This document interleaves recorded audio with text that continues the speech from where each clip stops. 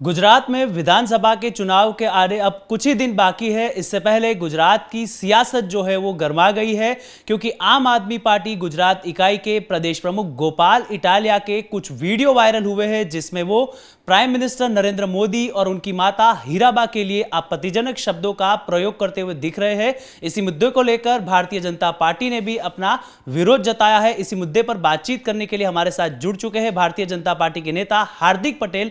हार्दिक भाई, जिस प्रकार से वीडियो वायरल हो रहे हैं, आम आदमी पार्टी की मानसिकता को लेकर भी कई सवाल खड़े हो रहे हैं, क्या कहेंगे इस बात को लेकर?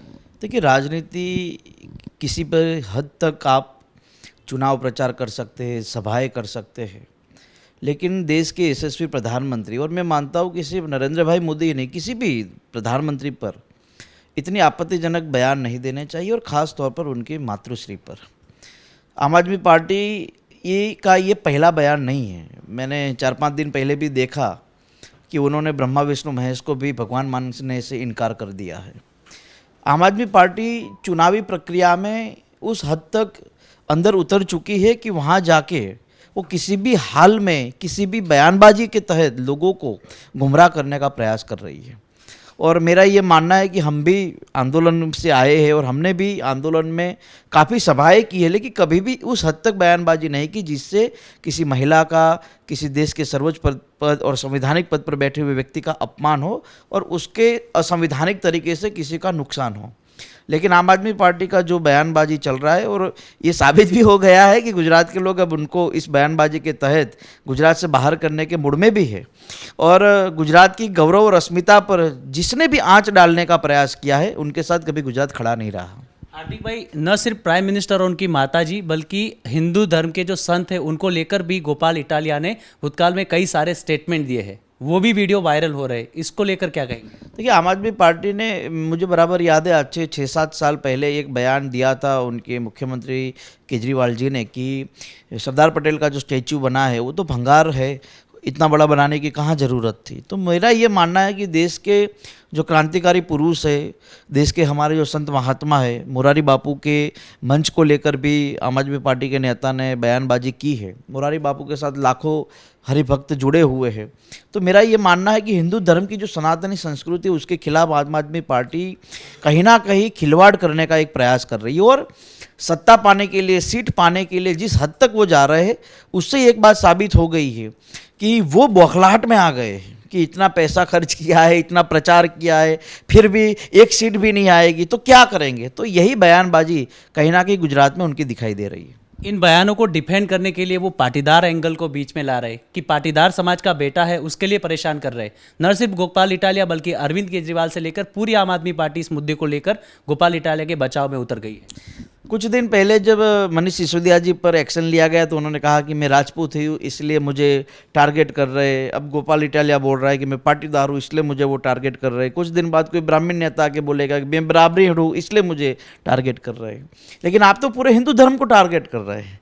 इन छोटी छोटी जातियों से तो हिंदू धर्म बना है, तो आप हिंदू धर्म को टारगेट करना चाहते हैं और फिर आप बोल रहे हैं चुनावी राजनीति के लिए कि मैं इस फलाने समाज से आ रहा हूँ इसलिए आप मेरा विरोध कर रहे हैं। नहीं, कहीं ये बात हकीकत है कि आप कुछ गलत करेंगे तो आप पर एक्शन लिया जाएगा। चलो, मैंने आंदोलन किया था, आंदोलन के दौरान हम पर भी केस लगे हैं। आज आप मन मर्जी बयानबाजी कर रहे हैं इसलिए आप पर एक्शन लिया जा रहा है। और मेरा ये मानना है कि जो लोग हिंदू संस्कृति को नहीं समझ पा रहे, जो लोग गुजराती अस्मिता को नहीं समझ पा रहे, ऐसे लोगों के खिलाफ कभी भी, ऐसे लोगों के साथ गुजरात के लोग कभी भी खड़े नहीं हुए। और मेरा ये मानना है कि गुजरात के लोग, जब परिणाम यहाँ गुजरात का आएगा तो फिर से एक बार नरेंद्र भाई मोदी की पार्टी को, नरेंद्र भाई मोदी जी के साथ प्रचंड बहुमत के साथ भारतीय जनता पार्टी की सरकार बनेगी। आपको लगता है ऐसे बयान देने वाले नेताओं को इस्तीफा दे देना चाहिए? अब तो उनकी पार्टी को ध्यान देना पड़ेगा। अगर उनकी पार्टी को ये लगता है, अगर किसी और नेता को लगता है कि भी मेरी भी माता है, कल जाके कोई मेरी माता को गाली देगा तो क्या करेंगे। आज हम सब लोग ये अनुभव कर ही रहे कि आज कई कांग्रेस के कार्यकर्ता जो बीमार मानसिकता के लोग हैं, आम आदमी पार्टी के बीमार मानसिकता के लोग हैं, हम पर भी कई बार आरोप लगाते हैं। तो ये चीज़ें कहीं ना कहीं गुजरात में कभी नहीं थी। गुजरात में जब से आम आदमी पार्टी और कांग्रेस सत्ता की लालच में जिस तरह से अंधी होने जा रही है, उसके कारण ऐसी बयानबाजी हो रही है। कि हमारे गुजरात में तो कभी ऐसी बयानबाजी नहीं हुई। ये पिछले 4-5 महीने से क्यों शुरू हुई है?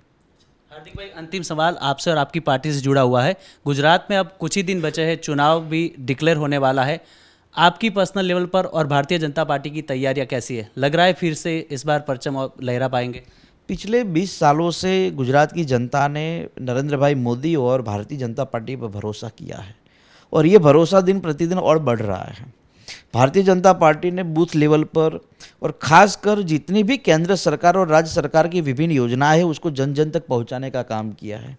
मैंने पहले ही, मेरे 3 महीने हुए भारतीय जनता पार्टी में, मैंने पिछले 1 साल 2 साल 10 साल का जो मैंने अपने दिमाग से जो देखा है कि योजनाओं का ऐलान करना इम्पोर्टेंट नहीं होता, उस योजनाओं को जन जन तक पहुंचाने का प्रयास ही सबसे बड़ा प्रयास राजनीति में होता है, खासतौर पर सरकार का। तो गुजरात में भारतीय जनता पार्टी ने विभिन्न योजनाओं को जनता तक पहुंचाने का काम किया है। फिर गौरव यात्रा के माध्यम से उन्हीं योजनाओं को लोगों तक फिर से एक बार याद दिलाना और 20 साल का जो हमारा शासन रहा है, जो सुशासन रहा है लोगों के हितों के लिए, लोगों की सुखाकारी के लिए, लोगों की समृद्धि के लिए, तो मुझे ये लगता है कि पार्टी की ओर से पूरी तैयारी हो गई है। कुछ मीडिया ने कहा कि आज भी ऐलान हो सकता है, तो हमारी तैयारी है पूरी। जिनकी तैयारी नहीं है वो दिल्ली में जाके बयानबाजी कर रहे हैं। हार्दिक भाई कितने तैयार हैं? देखिए, पार्टी की कार्यकर्ता की भूमिका में मैं लगातार पिछले 3 महीने में इतने जनहितों के कार्यों में हम जुड़े हुए और मुझे भरोसा है कि पार्टी जो भी फैसला करेगी, जो भी आदेश करेगी, उस हिसाब से हम आगे बढ़ेंगे। तो ये थे भारतीय जनता पार्टी के नेता हार्दिक पटेल, जिन्होंने गोपाल इटालिया के बयानों को लेकर जवाब दिया है। साथ ही में गुजरात में आने वाले चुनाव को लेकर भी कहा है कि भारतीय जनता पार्टी पूरी तरीके से तैयार है। विरमगाम से कैमरामैन हेतल खत्री के साथ गौतम जोशी, न्यूज़ नेशन।